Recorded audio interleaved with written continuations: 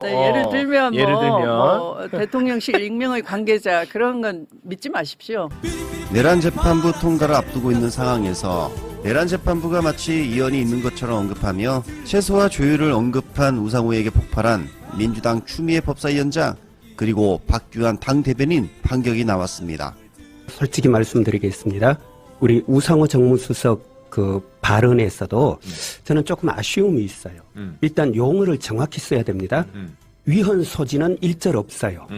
단지 위헌에 대한 시비 소지, 그렇지. 논란 소지가 있어요. 그러니까 위헌 시비를 불러일으키는데 악용될 소지를 최소화하자.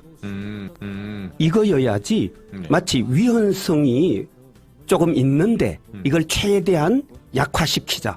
그러면 안 되죠. 위헌성은 0.1도 있으면 안 됩니다. 네. 정확한 표현. 맞습니다. 예. 위헌 시비 소지. 그렇죠. 악용 소지. 예, 악용 소지, 시비 소지를 최소화하자 이래야 되는데 마치 위헌성이 조금 있는 것처럼 위헌 소지를 뭐 없애자, 위헌성에 대한 이런 소지를 뭐 줄여나가자 이러면은 곤란. MBN과 인터뷰한 그 익명의 관계자가 지금 말한 부분을 또 이렇게 공격하고 있는 거예요. 우상호가 또 그랬고. 이걸 주로 어디에서 삼느냐면 오히려요. 지금 아까 조국혁신당도 그랬지만 뭐 재판이 지연될 수 있다. 그 위헌법률심판제청. 그런데요. 위헌법률심판제청은 이게 권한쟁의가 아닌 이상은 아까 우리 의원님 잘 얘기해 주셨듯이 재판의 전제가 돼야 돼요. 재판을 하는데 만약에 이 적용되는 법률이 위헌이면 그러면 사실은 더 이상 재판할 수 없죠. 위헌성에 대해서 헌재 판결을 받아봐야 되는 건데 지금 이 경우 내란 전담 재판부를 만드는 것은요.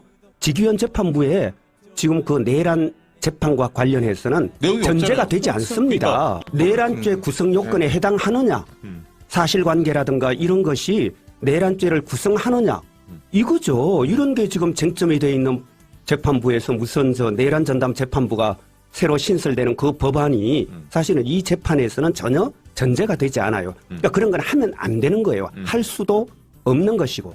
그리고 또 여러분들이 얘기하셨지만 설령 또 위헌심판제청이 들어가더라도 재판이 중지되더라도 피고인의 구속기간이 거기에 산입되지 않기 때문에요. 풀려날 가능성은 예, 없죠. 풀려날 수가 없고 다만 풀려난다면 그때 재판부가 직권으로 이거 좀 위헌 심판 기간이 좀 길게 되니까 보석으로 풀어줄게 뭐 이럴 수는 있어요. 그러니까 이렇게 몇 가지의 경우의 수는 있지만 이런 경우의 수를 차단하기 위한 방법은 반드시 찾아야 되지만 현재 상태로요 사실은 위헌성이 전혀 없는 매우 합헌적인 그럼 이렇게 이런 법률이에요. 볼게요. 그건 이해가 됐고요. 그래서 이제 법무부 장관 추천 부분하고 예. 헌법재판소 사무처장 추천 부분에 대해서 전혀 위헌이 아니죠. 만약 네. 그게 위헌이면 현재 대법관 추천위원회가 10인으로 구성이 되는데요. 7인이 외부 인사입니다. 3인 선임 대법관이라든가 법원행정처장에서 딱 3인만 법원 내부 인사고 7인이 외부 인사인데 그 7인에요. 대한변협회장, 법무부 장관 등이 다 들어가 있고 여기서는 바로 대법관 후보를 추천해버립니다.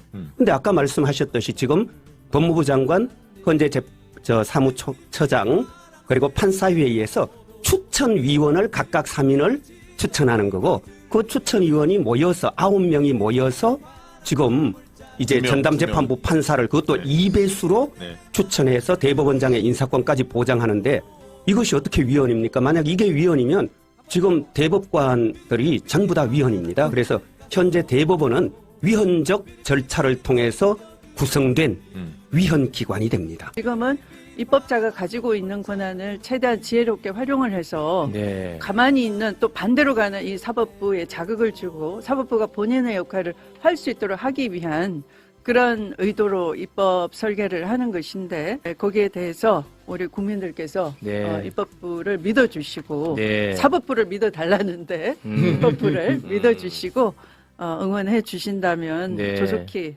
내란으로 인한 이 사법 부정의가 회복될 수 있도록 하겠습니다. 도와주십시오. 그 위원장님은 의정활동하면서 가장 힘 빠지고 힘들 때가 어떨 때인가요? 내부 총질이요. 그러니까 예를 들면 예상치 못하게 세게 나오시네요. 예를 들면 대통령실 익명의 관계자 그런 건 믿지 마십시오. 그러니까 다 소통하고 있고. 아, 소통을 네. 다 하고 있다. 네, 그리고 아.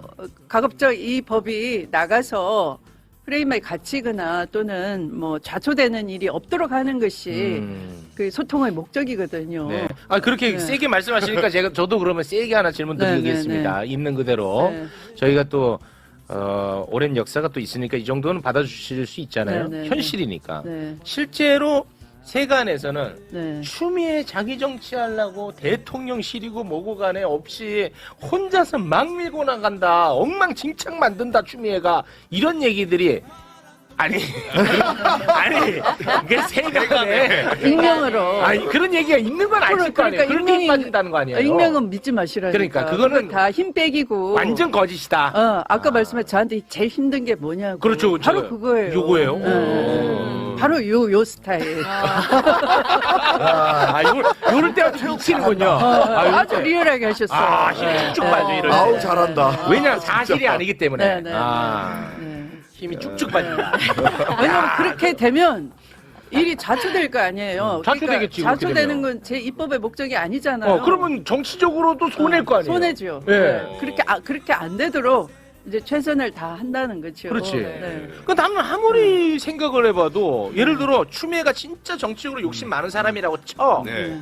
나는 뭐 그것도 나쁘다고는 생각 안 합니다. 쳐. 그래서 지 욕심에 막 그냥 밀고 나가. 그러면 인기가 떨어질 거 아니에요. 왜냐하면 지금은 대통령의 시간이고 대통령이 지지율이 높잖아. 그러면 내가 욕심 많을수록 그 짓은 안 할 것 같은데. 오히려. 근데 이 논리가 일각에선 먹히는 것 같아서 제가 한번 질문을 드려본 그 겁니다. 일각이 그러니까 이걸 자초시키려고 하는 일각인 아, 거죠. 그런가요? 그래서 저도 답답하니까 안 쉬고 계속 이제 글 써가지고 페이스북 올리고 해요. 네. 하는데 또 그것도 그렇게 말하는 사람은 안 봐요.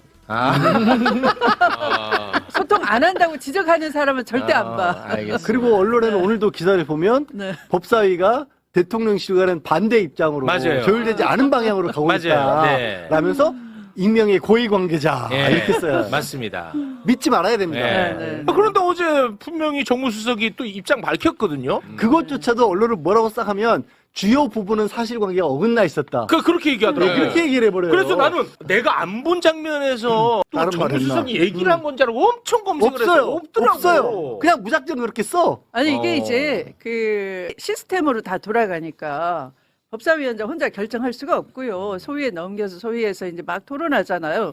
토론하다가 중간에 저한테 또 얘기를 들어봐요. 네. 저한테 들으라고 해요. 그러면 제가 이런 의견들이 있구나. 그러면 저는 이런 의견이 좋겠어요. 그러면 자기들도 또 저 의견 가지고 품평을 막 해요. 그럼 자꾸 이제 가면서 돌아가면서 의견 내고 수정하는 거예요. 그러니까 어느 누구도 독재를 할 수 할 없는 수가 거죠. 없다. 네. 그리고 알겠습니다. 그 의견이 나왔다고 또 제가 알리죠. 전파를 하죠. 이런 의견이 우리 법사위원들 중에 제기되는데 어떤가요? 네. 네, 그 다음에 이제 결정을 하는 거예요. 네, 네.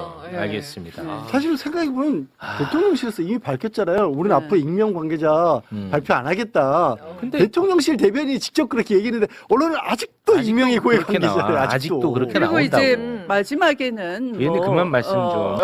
입법 사법 행정이 각자의 역할이 있다라고 하셨잖아요. 예, 하셨고. 한 만큼 또 책임도 예. 있고. 어제 네. 우상호 정무수석이 정확하게 얘기를 했거든. 네, 네. 근데 그거는 또 사실과 다르대. 와, 네. 돌아버려. 또 내가 이렇게 하잖아, 오늘? 그러면 또 이 일각에서는 그러면은 그 추미애가 자기 고집대로 한다고 말하겠냐? 또 이렇게 뭐 끝도 없어. 네, 알겠습니다. 근데 네. 반드시 사법부 관련해서는 해결을 해주셔야 됩니다. 네. 안 그러면은요 큰일 납니다, 진짜. 그래서 이 호응하는 여론을 만들어 주십시오. 네. 감사합니다. 추미애 법사위원장이었습니다. 대단히 네, 고맙습니다. 감사합니다. 본격적인 국힘의 분열 러시가 시작되었습니다. 여기저기에서 윤석열과 절연해야 한다라는 소리가 들리죠? 정말 반가운 소식이 아닐 수 없습니다. 하지만 매번 그렇죠. 얘네들 진정성이 느껴지지 않는다는 얘기입니다. 내년 지방선거가 이제 눈앞에 다가오니까 발버둥 치는 걸로 밖에는 보이지 않는다는 얘기죠. 지난 5일 대표 친윤 세력이었던 윤한홍 의원이 윤석열을 손절했습니다. 윤한홍의 말은 이렇습니다. 윤석열이 계엄의 이유로 들었던 야당에 의한 국정마비가 계엄의 원인이라는 얘기는 더는 하면 안 된다. 이런 논리로 계엄이 정당화될 수 없다. 이 윤한홍 의원 지역구가 경남 창원 마산 이쪽이죠. 여론조사를 보면 부울경도 많이 돌았었습니다. 아무리 애를 쓰고 우겨봐도 민심은 이미 국힘을 버렸다. 이걸 느낀 거죠. 그리고 이재명 대통령이 잘하더라. 뭐 이런 걸 지역에서 체감했다라는 겁니다. 그리고 백약이 무효하다. 뭐 이런 표현까지 썼던데 정확히 본 겁니다. 하지만 뼛속까지 국힘이고 친윤이 맞죠. 윤한홍 의원이 말미에 민주당과 이재명 정부는 우리가 계엄을 사과하고 윤 대통령과 절연하는 것을 제일 싫어할 것이다. 마치 지금의 국힘의 혼란과 분열을 민주당과 이재명 정부에서 반긴다, 이용한다, 뭐 이런 식으로 말을 하는데 이래서 얘네들의 사과와 윤석열 손절은 진정성이 1도 없다 느껴지지 않는다라는 거죠. 정치적 자기 반성이라고는 찾아볼 수가 없습니다. 도대체 왜 모를까요? 우리가 진정 바라는 건 국힘의 몰락이 아니죠. 한국 정치가 제 역할을 해주는 걸 바랄 뿐입니다. 그리고 만약 국힘이 반성이 없어서 얘네들은 없어져야 된다. 그래야만 가능하다라고 하면 없어지길 바라는 거죠. 자, 양양자도 뒤늦게 윤석열과 손절해야 한다. 배현진도 추호영도 마찬가지입니다. 얘네들 발언이 결국 내년 지방선거 의식하고 표 구걸하는 수준에서 나온 발언이라면 국힘은 없어져야죠. 자, 이제부터라도 잘 보시면 항상 얘네들의 말끝에는 내년 지방선거 이런 노래를 부릅니다. 이래서 안 되는 거죠. 자, 며칠 전 국힘의 사선 도의원 이종화 씨가 국힘을 탈당했습니다.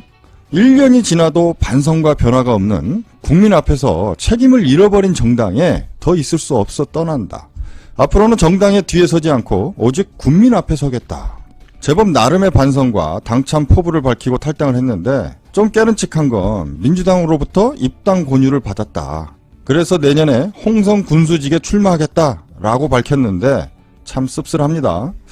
씁쓸한 이유로 하나는 왜 굳이 민주당이 나서서 이런 사람을 권유를 했냐라는 거고, 다른 하나는 뻔뻔스럽게 어딜 다시 나오려는 거냐. 그것도 체급을 높여서. 자, 앞으로 국힘에서 이런 식의 탈당이 제법 나올 걸로 생각이 되는데 민주당은 무분별하게 입당을 권유해선 안 되겠죠. 만약 이종화 도의원이 제대로 된 정치인이었다면 진작에 내란에 대한 목소리가 나왔어야 맞는데 과연 그렇게 했나요? 자, 민주당에게도 요구합니다. 무분별한 입당 권유는 민주적 정당의 질을 떨어뜨리는 것이니까 좀 더 촘촘한 필터링을 거쳐주시길 바랍니다. 이 내란 세력들 나치 전범처럼 처벌해야 한다라는 대통령의 말도 있었지 않습니까? 최소한 울산의 김상욱 의원 정도는 되어야 우리가 인정해 줄 수 있다. 김상욱 의원 바로 피켓 들었지 않습니까? 저 정도는 되어야 우리가 받아주는 거지. 이제 와서 사과한다고 받아주는 건 좀 그렇죠? 자, 이분 뭐 완전 마음에 드는 건 아니지만 그래도 내란에 대해 비난의 목소리를 처음부터 내줬던 홍준표 씨가 차기 대구시장 후보로 김부겸 전 총리의 손을 살짝 들어주는 그런 발언을 했습니다. 여야 대립 때 언제나 화합에 노력했던 훌륭한 분. 자, 우리가 바라는 게 이런 거 아니겠습니까? 몰라요. 홍준표 형이 내년 선거 다가오면 지난 세월 국힘에서 생활했던 그 관성에 이끌려 국힘 손을 들어줄지 그건 잘 모르겠지만 지금의 이런 민주당 후보 지원 발언은 적어도 내란에 대한 반성이 조금은 있는 걸로 우리가 느껴집니다. 충남의 국힘 사선 도의원분도 이런 결단이 필요해 보인다. 이렇게 좀 지적해주고 싶은데 여기저기 옮겨 다니지 말고 멋지게 물러나야 최소한 이 사람 한결같다라는 소리라도 들을 수 있지 않겠습니까?